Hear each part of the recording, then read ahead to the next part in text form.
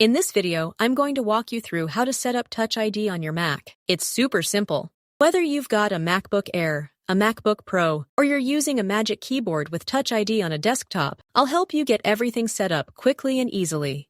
So the first thing that we have to check is whether or not our Mac keyboard has a Touch ID sensor, and it looks something like this. It should be located in the top right corner of our keyboard, and if you do have the sensor, we can start setting it up. I'm on my Mac home screen right now, and from here, we'll have to access the settings. We can do that by tapping on the little Apple icon at the top left corner, and then click on the System Settings button. That will open the settings section for us, and we'll just scroll a bit down until you see the Touch ID and Password option. Once we open this page, I'm going to find and tap on this Add Fingerprint option, and then it will probably prompt us to enter our Mac password for security reasons.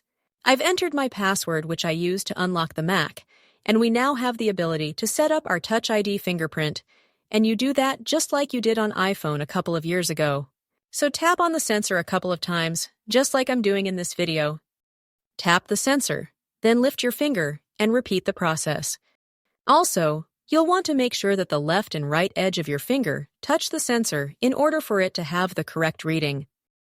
And once you finish with this step, tap on Done, and make sure that these options are enabled, but you can customize that to your personal liking.